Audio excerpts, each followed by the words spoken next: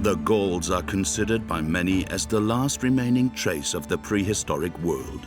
The lack of architectural legacy or written history about them has led to the creation of a myth, that of their distant ancestors, uncouth barbarians whose natures have remained unchanged since the dawn of time. This wild paradise is said to have wreaked havoc on the Roman invasions. But what if a major civilization was hiding behind this outdated view?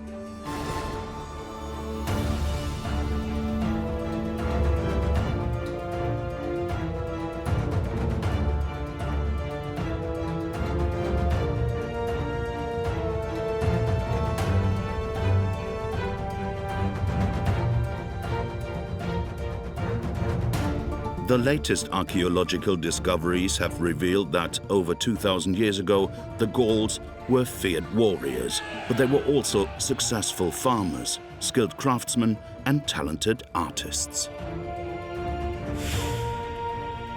Scientists use even the smallest of clues to try to fill the last remaining gaps in our knowledge.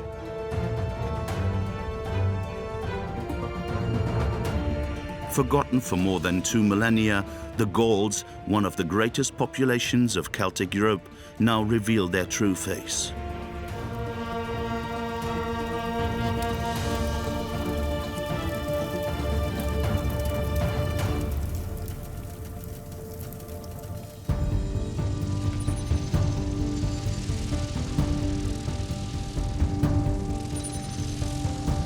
Beginning our investigation from the sky seems almost paradoxical. But it is from these heights that the Gallic civilization emerges in all of its splendor. From 300 feet, the first signs of a Gallic existence start to appear. Ah ben voilà, par exemple, ici une ferme quadrangulaire. Donc ce genre de ferme, on en a à peu près tous les 500, tous les 1000 mètres. C'est des fermes gauloises très caractéristiques avec ces fossés emboîtés. On a certainement une partie qui est réservée à l'habitation et puis autour des fossés qui servaient à délimiter les parcelles cultivées ou celles où paissaient les animaux, le grand bétail. Aerial archaeology debunks a popular myth, the belief that Gaul was populated by hunters living under the cover of an impenetrable forest. In the early 80s, a new revolution was approaching the Gallic world.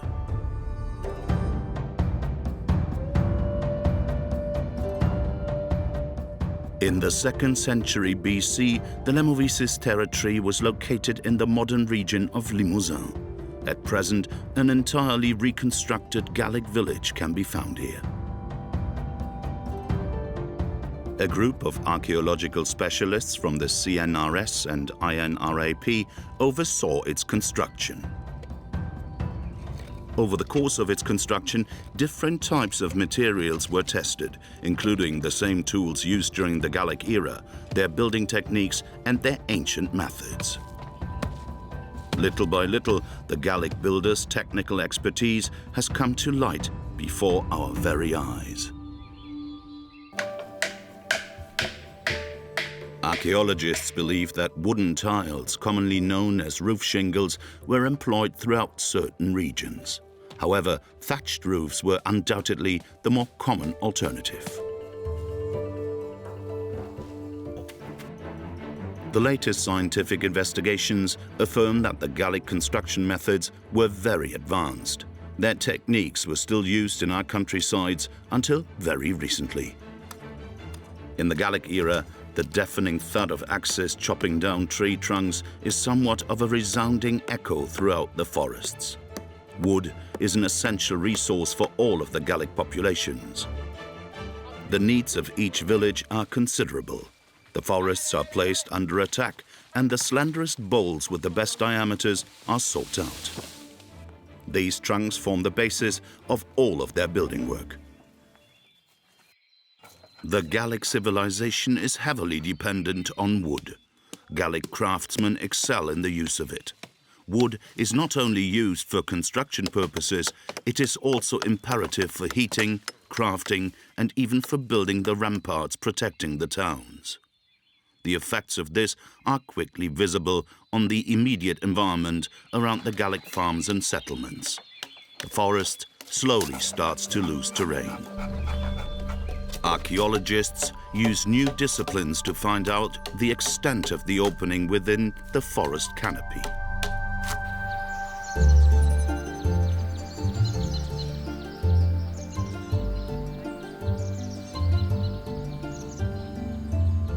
Isabelle Geoffroy is a palynologist. She collects and analyzes the pollen that has accumulated inside the land's geological layers over several centuries. On site, it all begins with a coring process which is carried out on a specific terrain known as peatland.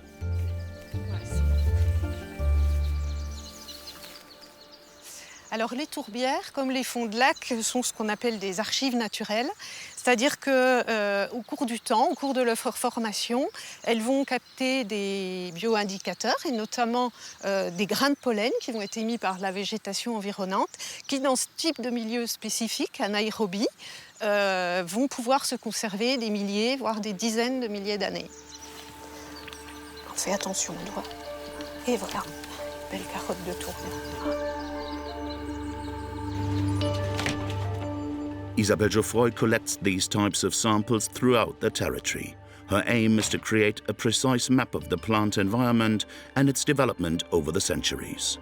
En fait, il faut imaginer que chaque couche ici de tourbe accumulée est un peu un livre d'histoire de la végétation dans le temps, où en fait chaque échantillon ici que je vais prélever est une page de cette histoire. Et c'est le métier du palynologue en fait de savoir décrypter à l'aide des grains de pollen prélevés et conservés dans ces sédiments, de reconstituer l'histoire de la végétation. Today, Isabelle is analyzing a peat sample which corresponds to a period in which the Gallic landscape is becoming agricultural. Dans cette lame ici, qui est datée du IIe siècle avant notre ère, on a des grains de pollen qui évoquent la forêt environnante, qui est toujours là, hein, comme ici, ce pollen de chêne, ou ce que l'on va avoir aussi très caractéristique, le grain de pollen de hêtre, tout rond. Signs of human activity quickly begin to multiply inside the sample. Alors ici, c'en est peut-être une aussi.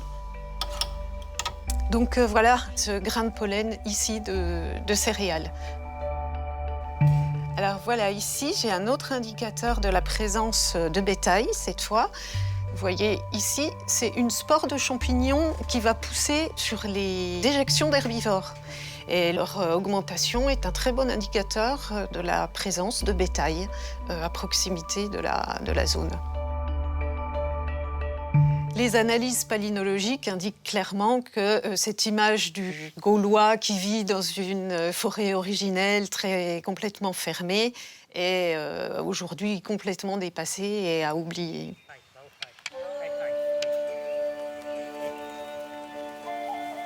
The investigations carried out by palynologists confirm the observations made by aerial archaeology. Several centuries BC, the Gauls acquired vast expanses of land in the natural environment and progressively became farmers and herdsmen.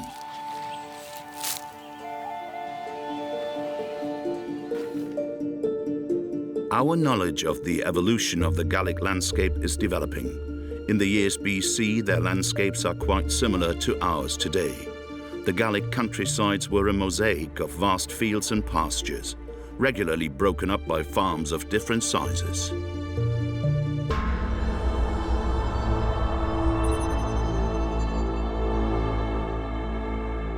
We head towards the Arverni territory, situated in the middle of the Massif Central. We fly over the Coron Plateau, an exceptional archaeological site located in the heart of the Chêne des Puys volcanic chain. Here, the reduced acidity rate of the volcanic soil guarantees an impressive preservation of certain waste materials. Archaeologist Mathieu Pou and his team are searching through the waste containers of history.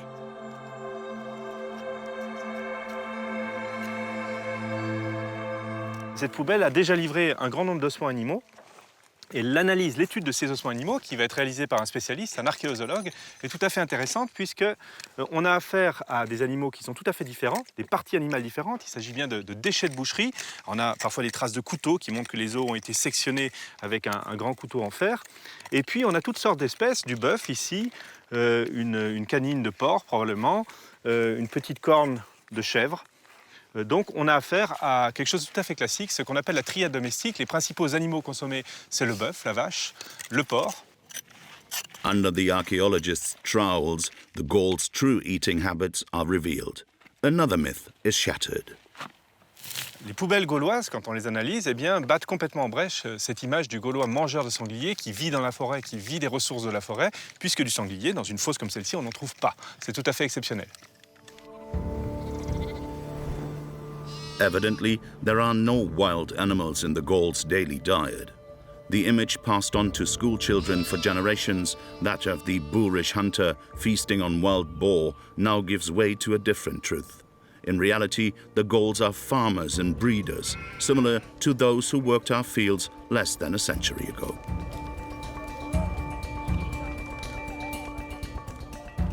Domestic meats, legumes, grains, peas, and other ingredients very similar to ours can be found on their menus. This begs the question, did the Gauls like us also have a science for cooking? Culinary reenactor Anne Flouest is trying to answer this question. On n'a pas retrouvé de recettes gauloises. Les menus que l'on peut reconstituer sont des recettes vraisemblables qu'une Gauloise aurait pu faire. Une Gauloise, quand elle prépare des lentilles, on peut les cuire à l'eau ou au lait. On ne les a jamais fait en brochette, même à l'époque gauloise. Donc on n'est pas loin de la vérité. The Gauls left us no written description of how they prepared their meals. The mystery would have remained if Anne Flouest had not had the idea to examine their cooking vessels with the help of the latest analytical techniques. Il y a des données aujourd'hui très précises apportées par la chimie organique et de tous les ingrédients qui se piègent, tous les éléments qui se piègent dans les céramiques. Les céramiques gauloises sont poreuses, donc on peut analyser aussi bien les sucres ou au contraire les matières grasses. Déterminer si la cuisine a été faite avec de la graisse de mouton ou au contraire avec la graisse du sein-doux de porc. Ça, c'est attesté aujourd'hui grâce à ces techniques-là qui sont très pointues.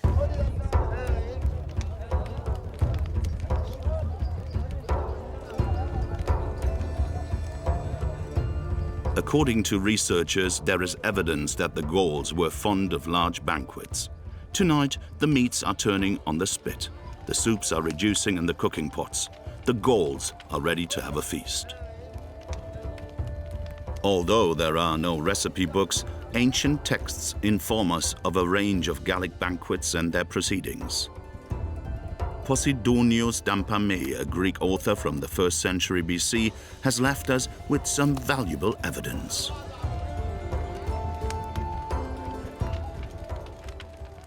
During the banquets, guests sit on hay or on branches placed on the ground.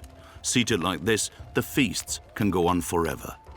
While they eat, the Gauls form a circle symbolizing the solidarity of the group. Soldiers position themselves in a separate circle behind the lords, but they are also seated. This privilege marks the high regard they are held in. Slaves serve out the food and drink. Everyone drinks from the same cup.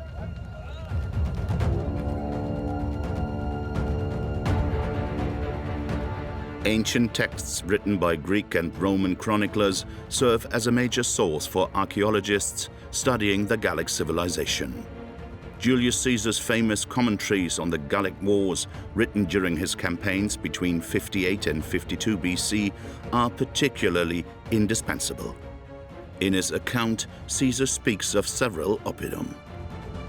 The fortified towns he invaded and besieged.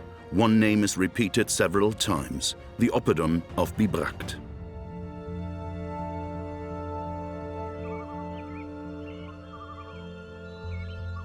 In the middle of the 19th century, one archaeology enthusiast spent a long time searching for this mythic place, only to discover that it had been buried beneath this mysterious forest at the top of the Morvan for 2 millennia.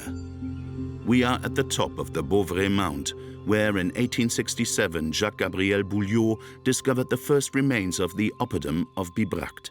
Today, his successor, Vincent Guichard, has taken over his research. Au milieu du 19e siècle, on voyait les remparts sous forme d'un talus, l'éboulement du rempart. Et on voyait très très bien que le mur se retournait ici. Donc là, très vite, Bouliot a trouvé la base du parement. C'est-à-dire qu'on avait à peu près 1 mètre de pierre du parement qui était conservé. Et il s'est rendu compte qu'il y avait des manques. Alors les manques correspondaient à des poutres qui avaient pourri, qui sont, vous voyez, incrustées dans le parement et qui se raccordaient à d'autres poutres qui étaient parallèles au parement. Donc une grille, en fait une armature. Un peu comme du béton armé, mais là on a affaire à de la terre qui est armée, non pas avec de la ferraille, mais avec des poutres de bois. Ce qui est extraordinaire, c'est que cette technique de construction est tellement bizarre que César prend le temps, de façon détaillée, d'expliquer ces remparts gaulois, ces murus gallicus, comme il dit, avec cette armature de bois.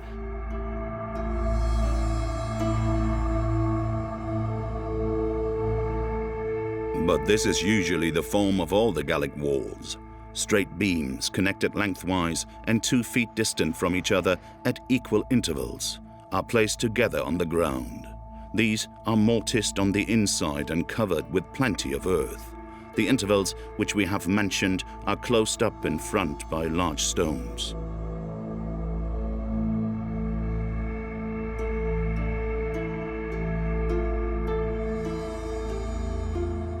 Caesar's commentaries reveal that he was very impressed with this type of defense system.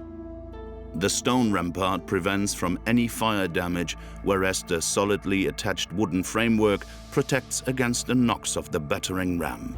In Caesar's eyes, the Gauls became ingenious builders.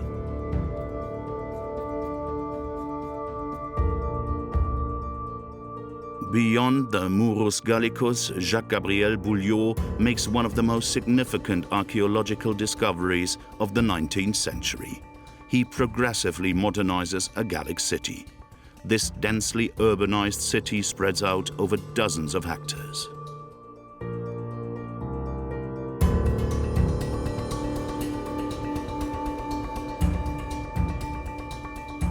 We meet Pierre Novel's archaeological team. They are working on a site known as the Horse Park. Certain evidence leads them to believe that the Gauls were capable of monumental architectural feats, almost on par with their Greco-Roman neighbors.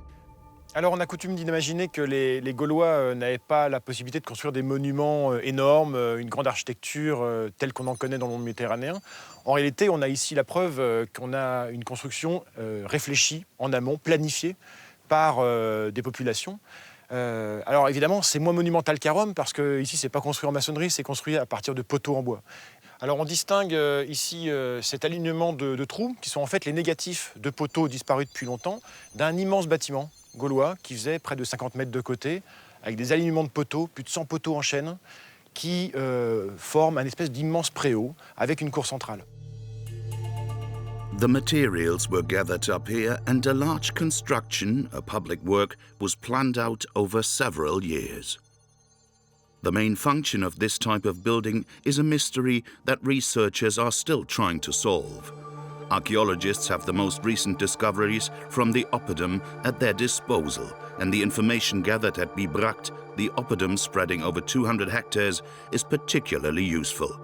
The oppidum of Bibracte is surrounded by a rampart measuring several kilometers, and it houses many buildings relating to crafts and trade.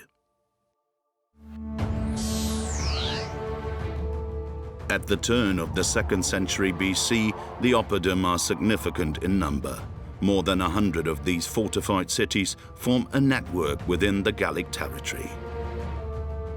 The carefully collected and recorded observations of Jacques-Gabriel Bouliot, the discoverer of Bibracte, allow his successor Joseph Deschelette to make a surprising discovery about the geographical distribution of the oppidum.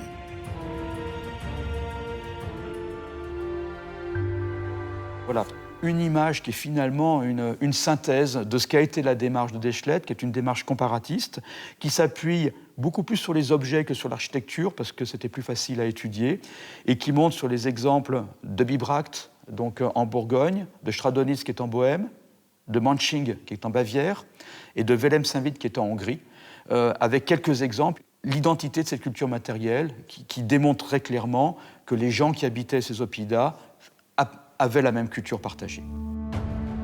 It is a huge discovery. The oppidum concept, born in Gaul, quickly branches out over a large part of Celtic Europe. An entire oppidum civilization is created, stretching out to the edge of the Black Sea.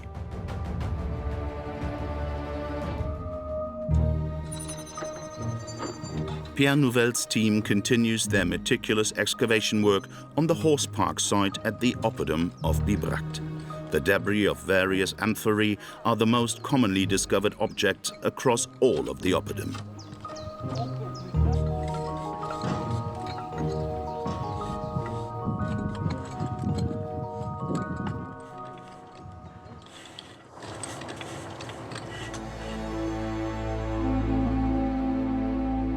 Archaeologists quickly come to the conclusion that these amphorae were not produced in Gaul because the Gauls did not grow vines. But in that case, where did their wine come from?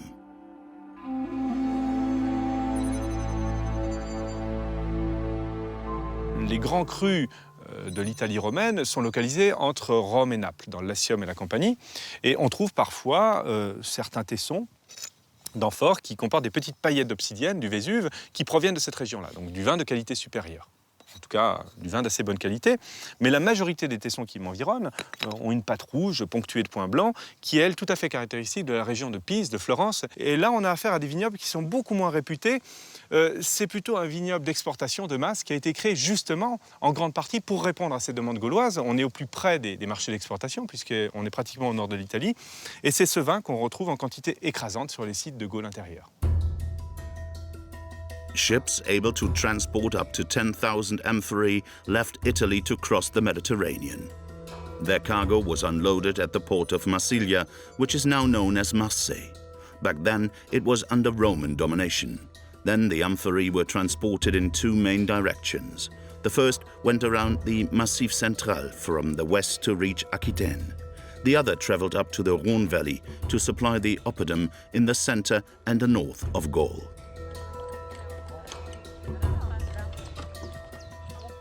With such a considerable number of amphorae consistently appearing on the excavation sites, researchers have been asking themselves if the Gauls really were fond of their drink. Many ancient accounts suggest this was not the case. According to specialists, the Gauls primarily drink to commemorate important events in the tribe, when honoring guests, forming alliances or holding war councils. We are in the year 52 BC. Tonight, a banquet has been organized in honor of the leaders of the neighboring tribes. This is a crucial moment in which the next moves in the raging war in Gaul are to be discussed. In the 6 years that the Limoges have been fighting alongside the Romans, they have not reaped a single benefit. If they decide to desert, the Xantones and the Pictones, two other loyal Roman allies, are ready to join them. Tonight, the alliance against Caesar is on the verge of an upheaval.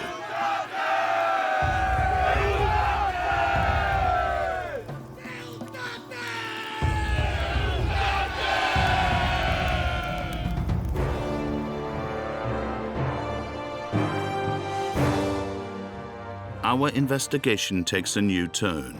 According to scientists, this is the most documented period of the Gallic Wars. Lots of clues, historical sites, and remains have been found. Caesar's own account is also crucial. But how much credit should be granted to Caesar's account, since he too was a conqueror and a main actor in the drama? Over time, researchers have learned how to decode the subjective nature of his commentaries. For example, when he declares in the first line, "All Gaul is divided into 3 parts, one of which the Belgae inhabit, the Aquitani another, and those who in their own language are called Celts, and in ours Gauls, the third." Since Gaul is composed of a mosaic of different populations, commercial exchange forms the pedestal of this prosperous geographical entity. In the northeast of Gaul, in the Mediomatrici territory, researchers have uncovered irrefutable evidence of the trading rituals between the different tribes.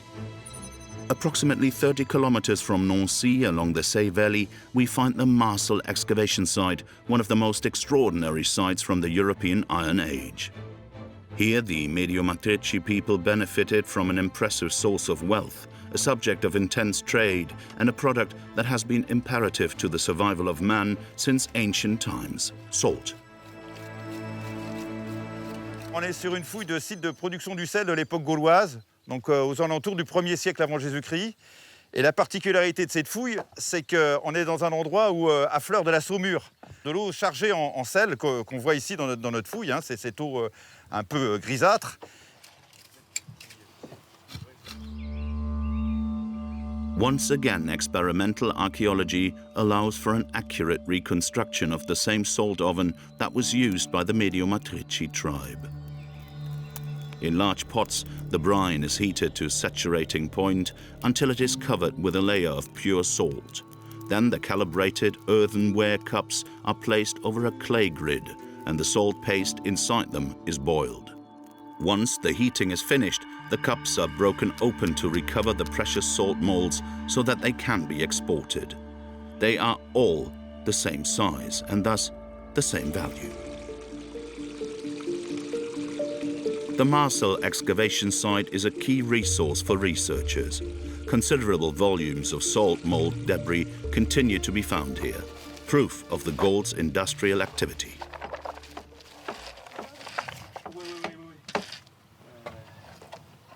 Le sel, aujourd'hui, ça n'a plus beaucoup de valeur, mais c'est quelque chose d'absolument essentiel pour la conservation des aliments, l'alimentation du bétail et un peu l'alimentation humaine. Or, ici, on est à 400 km des côtes, à 400 km de toute source d'approvisionnement en sel. Celui qui contrôle ça, c'est comme aujourd'hui le pétrole, c'est une matière première essentielle à la vie de tout le monde. Et donc, il l'échange ou il le vend à la valeur qu'il veut. La présence d'une ressource comme celle-là, ça amène l'apparition d'aristocraties qui ont des niveaux de richesse et des niveaux de pouvoir économique aussi qui sont supérieurs à ceux de leurs voisins. One thing is for certain, conditioning the salt into these molds was so simple that for centuries the Gauls used this resource as their reference standard for trade. Then, around the 3rd century BC, coinage dethroned the salt trade. The large number of coins found at various excavation sites confirms this.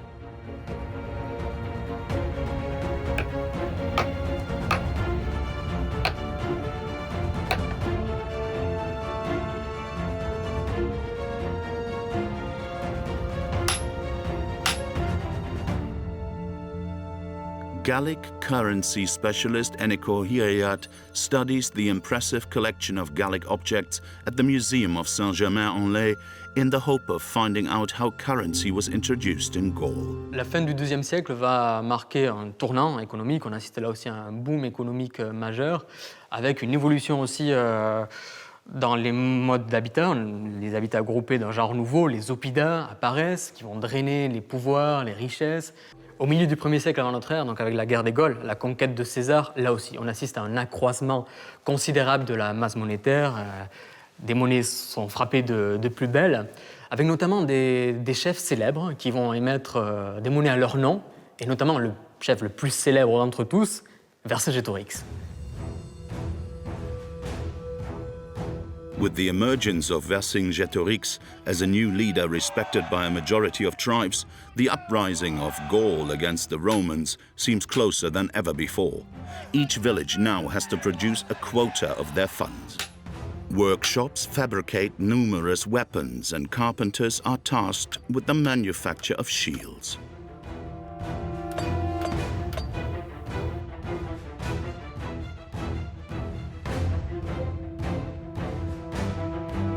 Their means of fabrication is highly inventive. An interlacing of thin strips of poplar wood is assembled using a fish-based glue.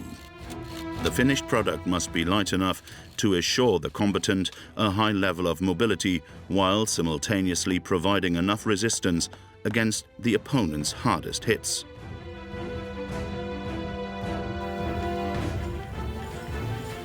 Nowadays, it is nearly impossible to find proof of these achievements. Over time, the wood has degraded almost to the point of disappearing. Nevertheless, some rare exceptions still exist in Switzerland near Neuchâtel, a unique site in Europe. Here, the humid environments have facilitated the discovery of a significant quantity of exceptionally preserved objects. Alongside Marc-Antoine Kayser, we go in search of the remains which are said to prove the astounding technicality of the Gauls woodwork. Ce pont, en fait, c'est la reconstitution expérimentale d'un pont celtique, d'un pont gaulois qui a été découvert au-dessus d'une rivière qui se trouve pas loin d'ici. En fait, ce qu'on voit, c'est tout un système de poutraison avec un tablier mobile qui est posé par-dessus. Il faut se l'imaginer beaucoup plus long, c'est-à-dire que là, on a un petit bout d'un pont qui, à l'origine, faisait pratiquement 100 mètres de long et qui enjambait une rivière au bout du lac de Neuchâtel. C'est une découverte qui remonte au milieu du 19e siècle. On est en 1857, un matin de novembre, et on a un pêcheur qui fait, on va dire, des prospections archéologiques et qui voit sous l'eau des restes de pieux en bois qui sont, on va dire, les fondations d'un pont celtique. Et parmi ces pieux, il met au jour des épées, des pointes de lance, des objets de parure. This miraculous discovery is a decisive one for the scientific community. It is now the main point of reference for European Celtic archaeology. To fully appreciate the exceptional state of preservation of the objects found at Latène, Marc-Antoine Kayser takes us into the reserves of the Latenium, an area where the atmosphere is artificially stabilized. The perfect condition of this Gallic oxbow, the quality of its workmanship and its ergonomics reveal the standards farmers worked by until the first half of the 20th century. How is this possible? Scientists give us an astonishing response. On est au sommet de la technique, on a atteint un sommet de la technique, et c'est d'autant plus intéressant que la boissellerie et la charronnerie sont des métiers où les artisans gaulois excellaient. On le sait par des témoignages de sources antiques, latines, romaines, mais on le sait aussi par le fait que les termes techniques pour la charronnerie, typiquement le mot char, est un mot d'origine celtique. Donc on voit que le latin a repris des mots celtes, des mots gaulois, parce que c'est eux qui avaient, on va dire, l'expertise technique, un peu comme aujourd'hui, en informatique, on utilise des termes anglais parce que c'est des choses qui ont été inventées dans la Silicon Valley. Donc là, on a vraiment les œuvres des grands experts internationaux qui sont des artisans gaulois. The discovery from Latène is truly fundamental. These objects revolutionized the view of Gallic craftsmanship.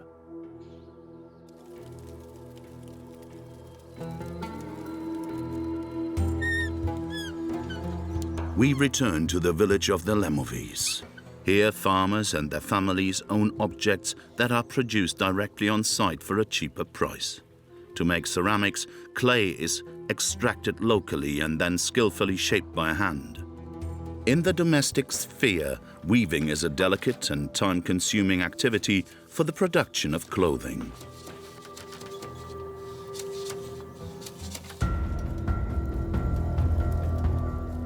Occasionally, the farmer also takes on the role of a blacksmith in order to make and prepare all the tools he requires.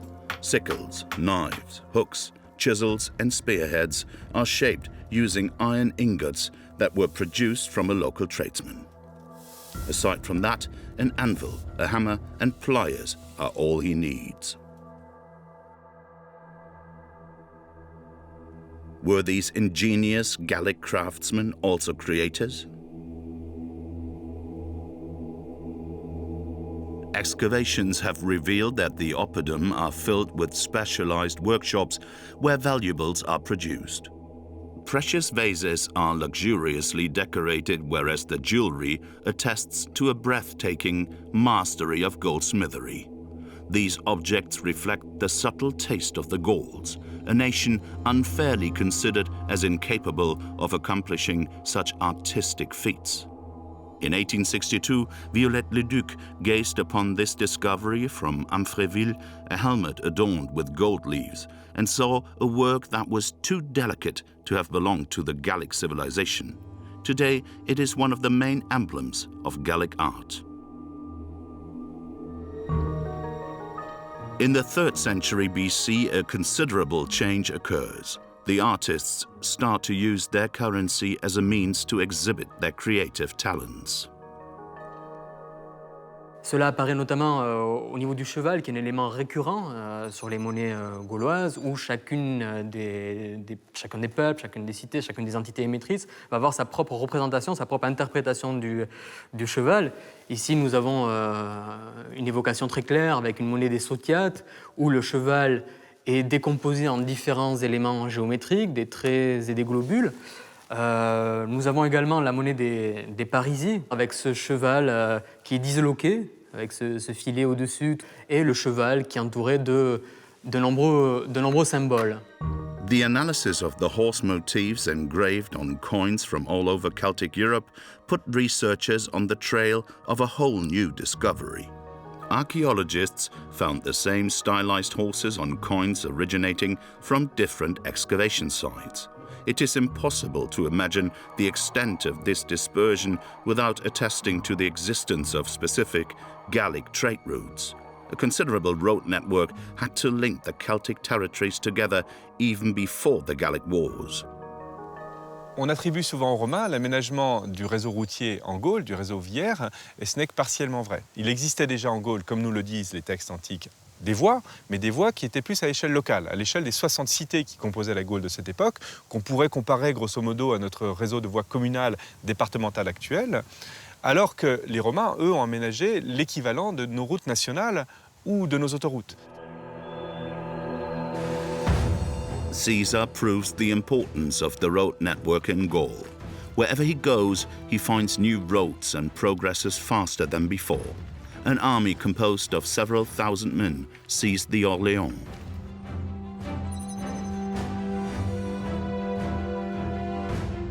Ever the strategist, Caesar profits from his intervention by maintaining his army and progressively occupying the whole of the Gaul under the pretext of pacifying the land.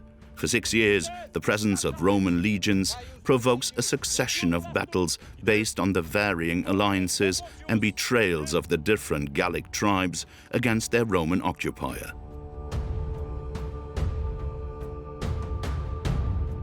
One day, a young Gallic leader changes everything. On est l'hiver 53-52 avant Jésus-Christ, il y a un changement complet de stratégie qui est impulsé par Vercingétorix. C'est ce qu'on appellerait aujourd'hui un acte terroriste. Les Carnutes massacrent les trafiquants romains qui sont établis à Orléans, Cénabum. Donc il y a un double message qu'adresse aux Romains, c'est un, plus aucun Romain ne sera en sécurité en Gaule, qu'il soit militaire ou qu'il soit civil, et deux, désormais, c'est plus la guerre comme vous l'avez connue, c'est la guerre totale jusqu'à ce que les Romains aient évacué la Gaule. Alors César est d'abord surpris de cette action, il ne s'y attendait absolument pas à ce massacre, et surtout il est surpris par la vitesse à laquelle l'information se propage dans toute la résistance gauloise. Et ça, il l'écrit directement dans ses commentaires de la guerre des Gaules. The news spreads to all of the Gallic cities with great speed. The details of what happened at Cénabum at dawn reaches Arverni by end of the day, having traveled a distance of almost 160 miles. 240 kilometers in only a few hours. Scientists believe that relay points were set up at strategic points over regular intervals. The news of the uprising reaches the village of the Lamovies. Any eligible soldier leaves to join the troops spread along the Allier in the direction of Gergovia. It is here in the heart of the Massif Central that the Resistance Command Center, led by Vercingétorix, is based.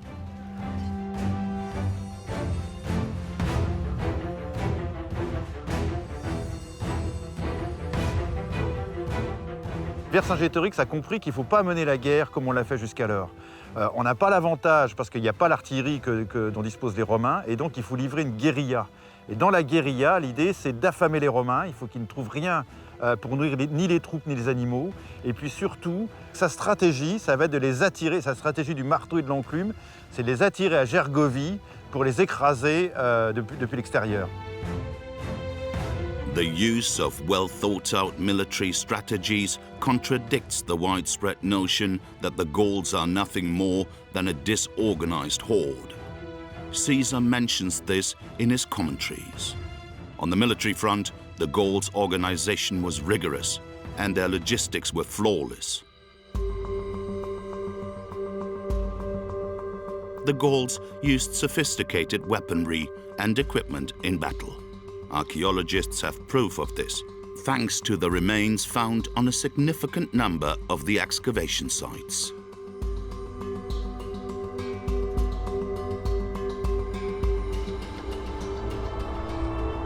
The most striking example is the chainmail fabricated by the Gallic craftsmen. This technical feat dates back to the end of the 4th century BC. The bodily protection made using thousands of forged and assembled rings is very effective. It progressively spreads throughout the whole of Celtic Europe.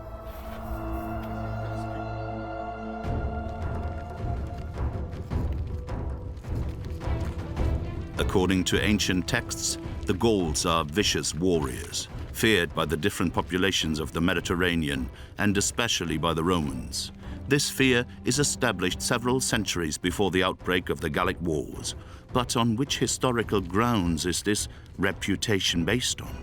Il y a deux moments qui sont vraiment des moments forts, des moments clés dans l'histoire de l'Antiquité. C'est au début du IVe siècle, où les Gaulois descendent sur Rome, pillent Rome. Et puis un siècle plus tard, donc au début du IIIe siècle, ils vont en Grèce, dans le nord de la Grèce, et ils vont même saccager le sanctuaire de Delphes. Donc ça va être des traumatismes pour la civilisation romaine, pour la Grèce hellénistique.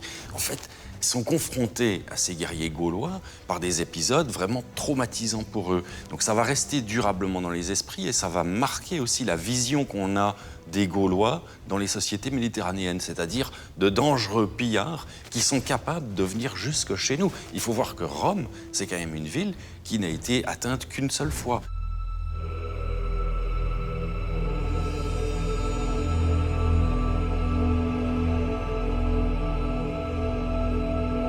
Few accounts detailing the Gauls' true conduct in war have survived. The Gundustrup cauldron, found in 1891 in a peat bog in Scandinavia, gives us a rare insight. On the inner face of this unique object, a collection of scenes have been engraved and chiseled to represent an initiation ritual, the change in status of a young soldier as he becomes a knight.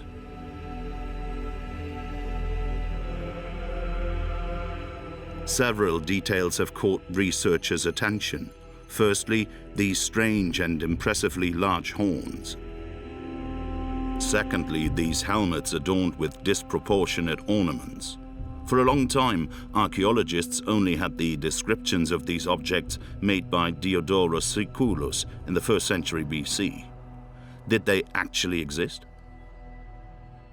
In 2004, an incredible discovery came to light, allowing scientists to give a definitive answer to this question. A collection of the Gallic warriors' most sacred objects resurfaced in a place of worship in Tandinac, in Corrèze, and all of them had been miraculously preserved.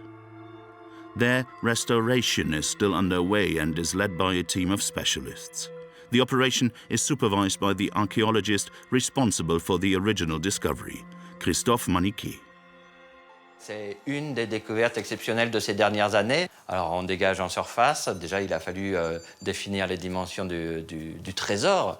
Et en fait on a une petite fosse d'1,10 m de côté qui s'est avérée être profonde de 30 cm seulement et dans laquelle on avait une multitude d'objets, de fragments d'objets, principalement en fer et en bronze. The excitement generated by this rare discovery, a holy grail of archaeology, was recorded by scientists so that it could last forever. 2000 ans d'histoire. Ah là là. 2000 ans qu'il a été là. Regarde ça. Super. Oh là là.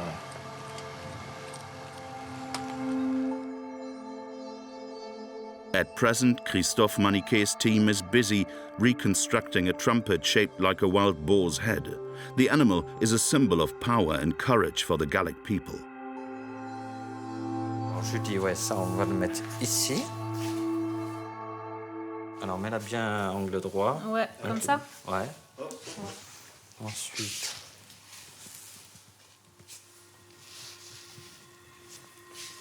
Gradually, under their capable hands, the object is brought back to life in its original form. Là, tu laisses un vide. Voilà.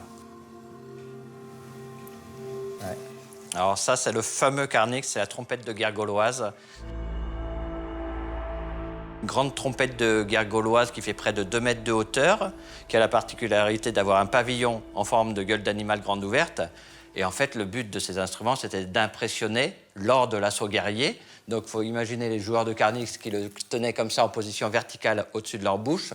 Donc, vous imaginez quelque chose d'assez rutilant, très haut, très impressionnant, avec des oreilles démesurées de chaque côté et qui fait, selon Polybe et Diodore, donc un bruit impressionnant qui arrive à faire trembler le sol et la forêt alentour. Et le but, c'était vraiment ça pour les Gaulois, c'était d'impressionner avant l'attaque. Although the profile of the Gallic warrior seemed quite set in stone, a recent discovery has shed light on an unexpected connection between the spheres of war and religion in the Gallic community.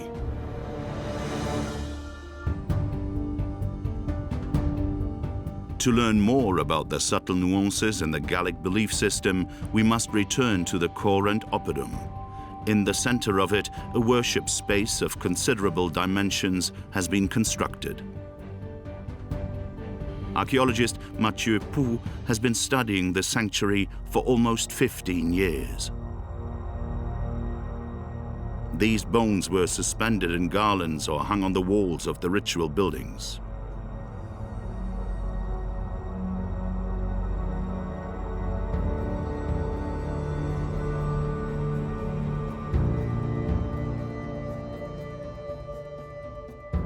There is another surprising discovery inside the sanctuary. It has 4 caverns. Archaeologists are currently working on an explanation for their use. The Coran sanctuary, situated at the heart of the Averni people's ancient capital, is still far from revealing all of its secrets.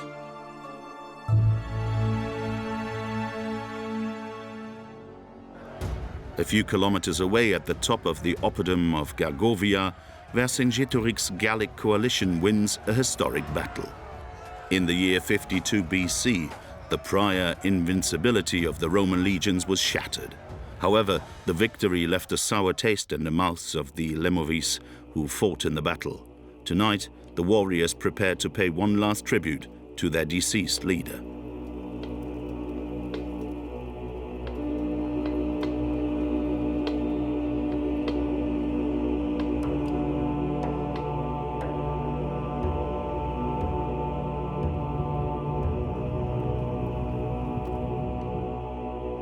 The Gauls offer their loved ones a form of eternity through cremation. This practice came after burials in the 3rd century BC. According to scientists, cremation takes place outside.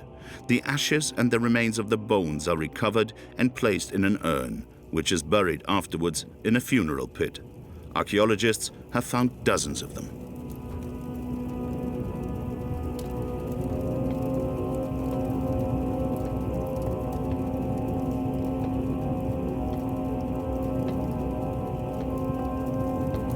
Even Caesar was impressed by these types of ceremonies.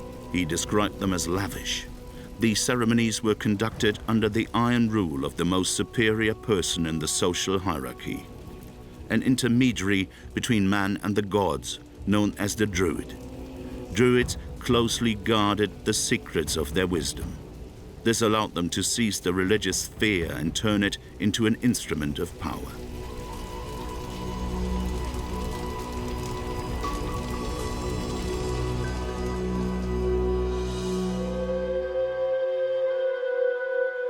Alors visiblement, c'est une caste qui est séparée du reste de la société et surtout, ce sont des intellectuels en fait, qui ont une formation intellectuelle qui dure plusieurs dizaines d'années.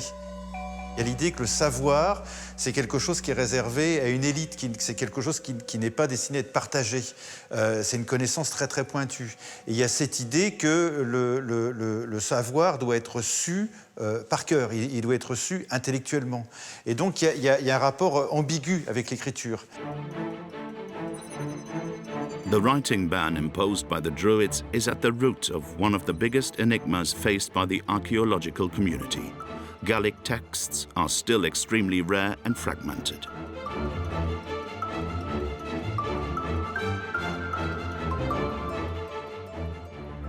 The other reason behind the disappearance of the Gallic culture is down to historical events. In the year 52 BC, a few months after the victory at Gergovia, Vercingetorix's army loses the Battle of Alesia against Caesar's troops. Woe to the defeated! In the space of a few decades, the Roman conquest Latinizes the Gallic community to the point of almost completely erasing it. L'archéologie a permis de donner de la chair à ces peuples très anciens en montrant comment ils avaient utilisé le territoire où nous vivons aujourd'hui, comment ils l'avaient modelé, comment ils avaient utilisé ces ressources. Donc tout ce qui fait une civilisation, en fait. Civilisation qui est très développée du point de vue agricole, très développée du point de vue technique. L'archéologie a montré que ces peuples, d'il y a 2500 ans, 2000 ans, avaient joué un rôle déterminant dans l'aménagement du territoire dans lequel nous vivons aujourd'hui, ce territoire qui porte encore en grande partie l'héritage de cette période très ancienne. Our investigation into the discovery of the Gallic civilization is coming to an end. Scientists continue their search into the secrets of their history. They hope to finally break the wall of silence behind which the Gauls have been locked away, depriving the world of an essential part of its history.